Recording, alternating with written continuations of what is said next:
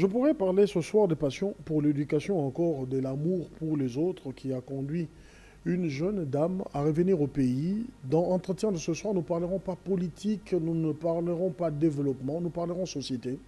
Nous parlerons éducation avec Madame Nancy Chibola Mwinda. Et c'est d'ailleurs sous le nom de Mwinda qu'elle aime bien se faire appeler, abandonnant ainsi ses prénoms plutôt occidentaux de Nancy. 20 ans à l'extérieur du pays, elle vit actuellement au Canada. Ses domaines, elle a étudié la pharmacie, mais plus tard, elle s'est lancée dans la psychologie pour retrouver sa passion, qui est l'éducation. Elle est notre invitée d'entretien de ce soir, Madame Mwinda. Bonjour. Bonjour. Bienvenue dans cette émission. Merci beaucoup. 20 ans en dehors du Congo, quand vous rentrez, ça vous fait quoi de retrouver ce pays? Choc. Déjà que le nom du pays a changé. Hein? Le nom du pays a changé. L'image que j'avais quand j'étais petite, c'est même plus ça. Les routes, c'est même plus ça. Les personnes, ils ont beaucoup pris de l'âge, C'est un choc. Un choc. Le Congo, quand vous êtes à l'extérieur, vous donne une image d'un pays pas très développé. Vous arrivez à Kinshasa après 20 ans et vous vous rendez compte de certaines choses qui manquent à la jeunesse, qui manquent même à l'enfance. Oui, beaucoup de réalités.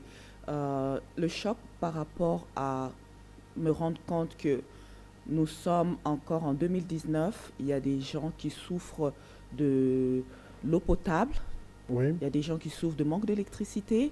Ça, c'est un choc pour moi. Parce qu'en dehors du pays, c'est des choses qu'on voit tous les jours.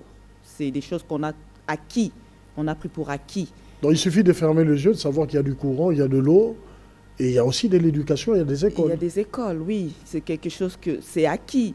Mais quand j'arrive ici, que ce n'est pas acquis, en 2019, c'est inacceptable.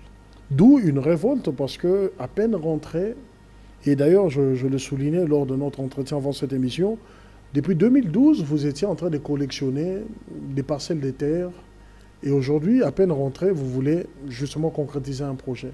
Oui, en 2012, j'ai commencé par acquérir des terres dans un endroit très reculé de Kinshasa. Je veux dire même pas très reculé, on est à 45 minutes de là, à Badara, donc où la population souffre énormément de manque d'éducation. Alors, j'ai eu pour projet d'acquérir un certain grand espace pour pouvoir construire l'école, pour pouvoir mettre ces enfants qui sont des enfants, je ne peux pas dire de la rue, ils n'ont pas cette structure, ce n'est pas structuré. Donc, j'aurais aimé pouvoir structurer quelque chose pour ces enfants-là.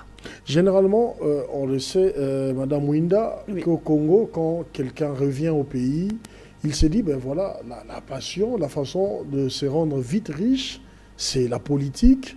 Est-ce que c'est la politique qui vous a conduit à justement chercher une parcelle de terre et à vous lancer dans l'éducation? Non, pas du tout. Je ne suis pas une personne passionnée par la politique, mais la politique ne m'intéresse pas du tout non plus. Je suis juste une personne passionnée par l'éducation et par l'enfant. Et par le bien-être surtout et la sécurité des enfants. C'est ça ma passion, c'est ça mon oxygène. Donc, en passant outre de cela, je suis en même temps enseignante spécialisée pour des enfants ayant des grands besoins. Donc, je ne suis pas non plus seulement un enseignant normal. Oui. Je me suis spécialisée dans un domaine très spécifique qui est des enfants autistiques, des enfants avec des déficiences handicapées, des santé mentale. Donc, c'est cette passion-là qui me pousse aujourd'hui aussi quand je vois certaines réalités à partir de là-bas dans des séries où ces enfants-là sont rejetés, ces enfants-là sont condamnés à eux-mêmes. Ça m'a vraiment beaucoup révoltée. Mais en dehors de cette révolte, je reviens un peu à ce que vous disiez tout à l'heure, vous êtes professeur dans un domaine spécifique de l'éducation des enfants. Oui. Mais aujourd'hui, quand vous regardez un enfant autiste en Occident, au Canada, un enfant épileptique, un enfant qui a des problèmes de troubles mentaux, en Occident, c'est bien de l'éduquer, mais chez nous, on parle de phénomènes de sorciers, d'enfants sorciers qu'il faut vite ramener à l'église. Comment vous percevez ces choses-là? Alors là, la perception des choses, comme on dit toujours, c'est la perception et la culture. Notre culture, à la base, est une culture basée sur des réalités faussées. Je peux dire. Je néglige pas ou j'insulte pas ma culture, j'en suis fière. Mais quand je vois qu'un enfant qui est épileptique et qui fait des crises d'épilepsie et cet enfant-là, qu'on le traite des sorciers parce qu'elle a fait des crises d'épilepsie, on ne cherche pas à aller chercher plus loin d'au-delà, d'aller chercher scientifiquement qu'est-ce qui arrive à cet enfant-là. Je peux comme vous rencontrer. Cette année, j'ai reçu une petite fille de 15 ans dans la salle de classe. Elle vient du Congo et elle fait des crises souvent d'épilepsie. Donc, j'ai conseillé à la maman qu'on puisse l'emmener faire des neurologues, qu'on puisse la consulter. Et elle avait des problèmes avec le circuit, comment je pourrais dire? Elle avait je sens que l'anglais oui, est vite traduit en français. Oui. Oui. Et des problèmes dans le cerveau le traitement de données était lent. Donc, à force que les gens commençaient à le bousculer, ça lui faisait des court-circuits dans la tête et ça provoquait ces épilepsies. Donc, la maman, elle a pleuré en me disant, elle a 16 ans, ça fait comme depuis les gens, elle cachait même sa fille à la maison parce qu'on traitait de sa fille sorcier. Quand elle faisait ses crises, à la fin, on la battait. Je disais, c'est pas possible. Mais dans des quartiers comme Badara, un quartier très reculé, ce sont des réalités qui sont plutôt habituelles. Le phénomène sorcier, le phénomène des enfants qui ne vont pas à l'école, le phénomène des jeunes filles qui sont déjà mères. Et comment vous percevez encore ce genre de situation? Quel est le mot que vous adresserez à cette population et à l'ensemble des Congolais? Le mot que j'adresserai à la population de Badara, c'est que rien n'est impossible. Rien n'est impossible et l'avenir appartient à celui qui croit en lui. Donc, les parents, les jeunes filles, les enfants, commencez d'abord à la base de croire en vous, de croire que vous êtes d'abord des personnes, des êtres vivants et vous avez un avenir meilleur. Et à partir de là, on peut faire quelque chose. À partir de là, nous pouvons, nous tous, main dans la main, aider ces enfants-là. Cette aide, vous l'avez commencé, je le disais, depuis 2012. Vous avez acheté des terrains, vous avez eu une grandeur assez voulue. Et aujourd'hui, vous lancez un projet, le collège Mwinda, Mon Avenir. C'est quoi cette idée de collège? Alors, l'idée de collège, c'est de pouvoir commencer l'école maternelle et l'école élémentaire, secondaire et collège. Okay. Pour pouvoir permettre à ces enfants-là d'avoir une qualité d'éducation assez bonne et que ça soit comme les mêmes qualités qu'on donne ici en ville. Et puis, je m'arrête au collège pour pouvoir permettre à ces enfants-là de prendre un métier. Et s'ils veulent aller plus loin, ils auront l'opportunité d'aller plus loin. Mais déjà de s'arrêter là, d'avoir un métier dans les mains qui vont assurer leur avenir. Dans une sorte d'école au finish qui forme à certaines réalités, à certains métiers aussi. À certains métiers aussi, oui. Vous visez quel genre de métier pour ceux qui vont fréquenter ce collège? Alors, je vise beaucoup plus, il y a l'informatique, il y a, comment je pourrais dire, la couture, couper-couture, il y a l'esthétique, il y a la restauration, il va y avoir aussi le mécanique. Donc, tout métier où on peut faire facilement avoir accès à un travail rapide.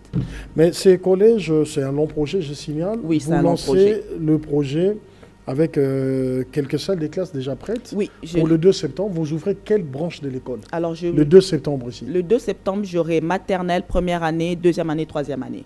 Primaire. Donc, ça a fait tous les cycles maternels. Oui.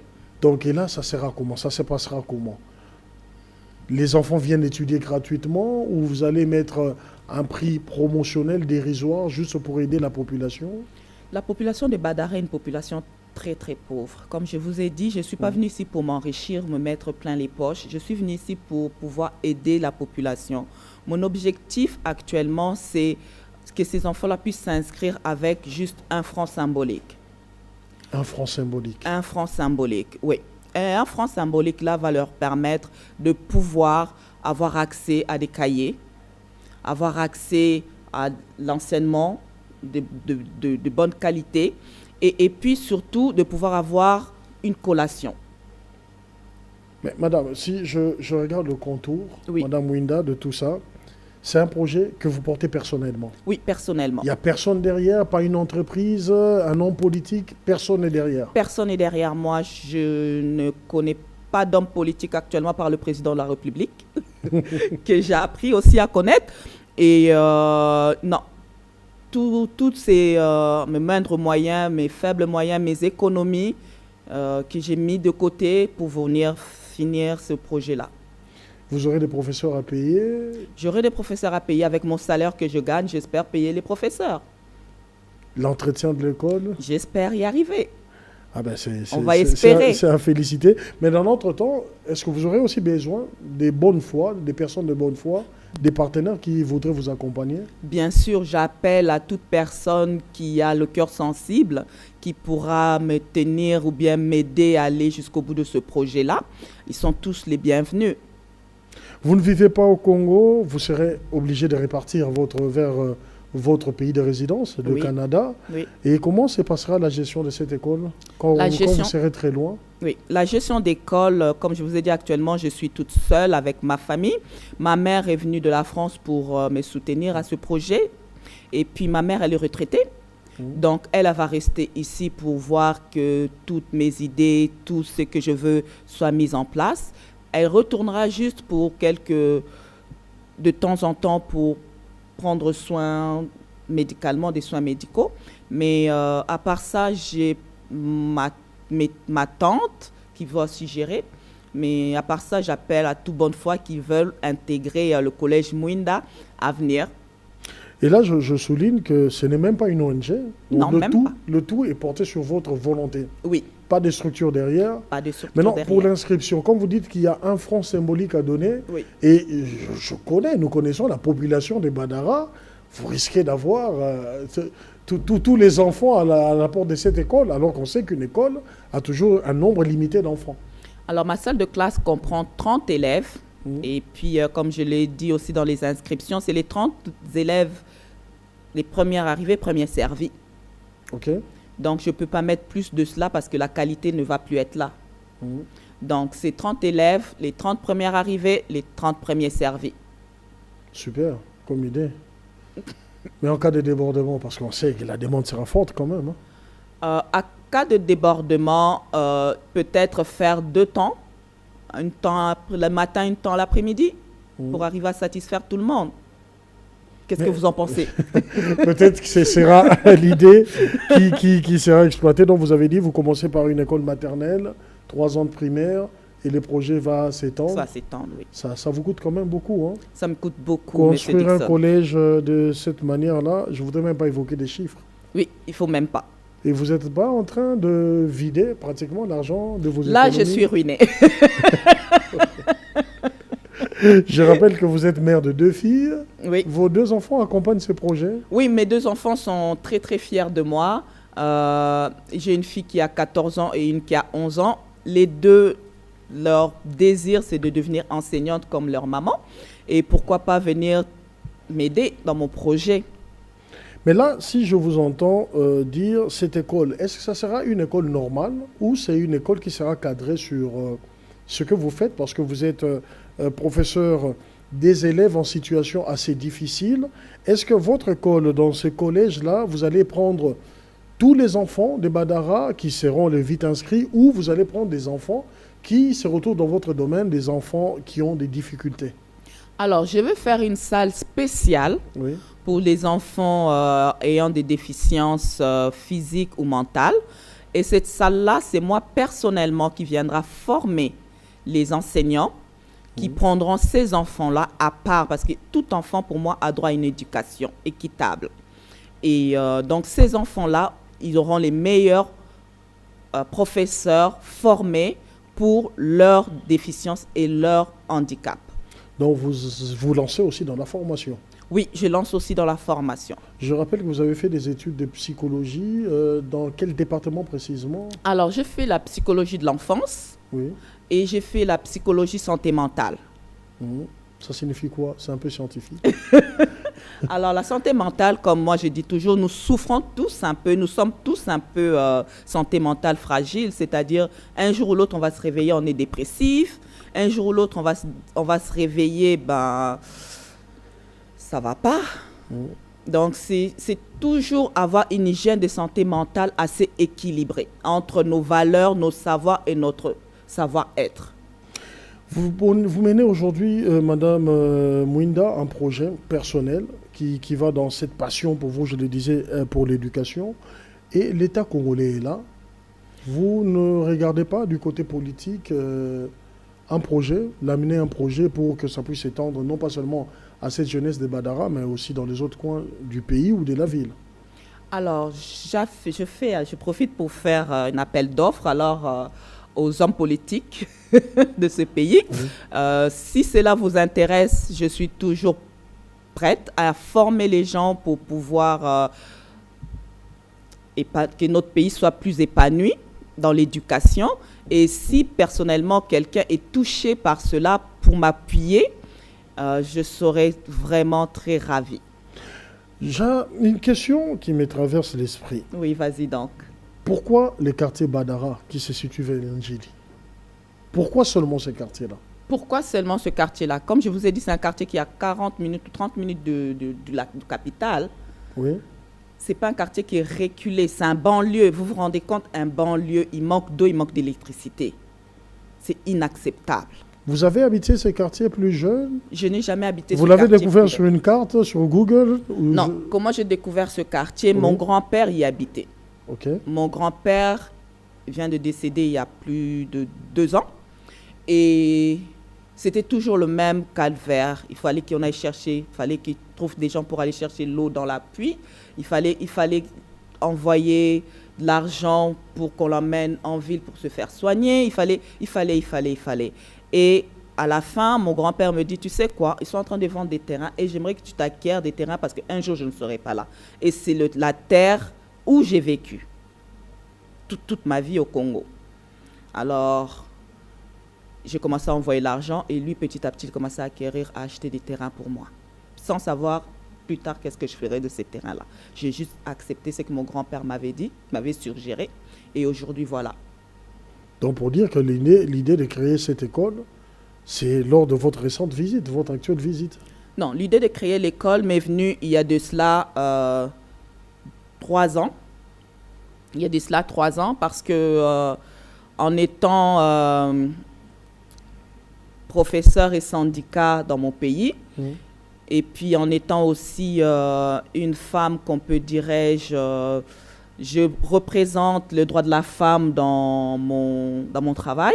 Okay. Donc ça m'a amené à voyager et à voir beaucoup de choses et à voir les besoins de chaque communauté, parce que le Canada, c'est multiculturel. Okay. Donc, tu vois toutes les besoins de chaque pays. Et j'ai vu qu'au Congo, on avait ce manque-là. Côté éducation. Côté éducation, oui. Okay. Je parle toujours de côté éducation. On avait ce manque-là parce que mes élèves viennent, la plupart d'eux viennent du Congo. Quand ils sont là, ils ne savent même pas lire ni écrire. Pourquoi? C'est la question que je me suis posée. Pourquoi? Alors, que dois-je faire, moi, pour arriver que cette réalité puisse ne plus être cette réalité? Je rappelle que l'école, le collège Mwinda Mon Avenir, qui est en construction, déjà les choses avancent. Brad Théo va nous aider à travers cette émission à voir quelques images de ce vaste chantier. Vous ouvrez le 2 septembre. Oui. Les 30 premiers qui arrivent sont inscrits. Oui. Donc je lance déjà un message à tous ceux qui sont du côté du quartier Badara pour vite aller inscrire leurs enfants. En dernière question, quelle serait la finalité de tous ces projets? Vous vouliez aller où? Alors, ou quel est le futur projet après le collège Mwinda Mon Avenir? Le futur projet, c'est avoir une maternité raisonnable à Badara. Ça signifie quoi, une maternité raisonnable? Une maternité avec des soins raisonnables. Parce que il m'est arrivé hier, je dormais et j'entendais des bruits d'une jeune fille qui criait. Son copain est en train de la battre. Ça m'a révoltée. J'ai demandé à quelqu'un d'aller voir qu'est-ce qui se passait. Alors, cette fille-là était en sang et puis elle allait mourir. Donc, on a pu porter cette fille-là les premiers soins, puis on a ramené dans un hôpital. Et je regardais l'hôpital, j'ai dit, oh my God, oh mon Dieu, on doit fermer ça. Ça ne doit pas exister. J'ai pris l'argent que j'avais, j'ai donné pour les premiers soins de cette petite fille. Et puis là, je me suis dit, je dois créer quelque chose pour ces filles-là. Je dois créer quelque chose, je dois faire quelque chose. Et vous avez pensé à une maternité? J'ai pensé à une maternité et un centre culturel pour femmes. Beaucoup de projets. Beaucoup de projets. Mais le terrain est vaste, le terrain est grand. Nous les découvrons en images. Oui. Donc ceux qui voudraient bien, amis téléspectateurs, ceux qui voudraient bien participer à ces projets, qui n'est pas politique, qui n'est pas lié à une ONG, qui est simplement lié à la personne de Madame Nancy Chibola-Mwinda que nous avons reçue. Madame, je vous dis merci. Merci beaucoup, Monsieur Dixon. Nous osons croire que votre passion pour l'éducation et cet amour pour les autres pourra atteindre tous ces objectifs. Merci beaucoup. Merci à vous aussi de nous avoir suivis à travers ces magazines Entretien. Prochain numéro avec un autre invité. D'ici là, portez-vous bien et bonne suite au programme sur nos antennes. Au revoir.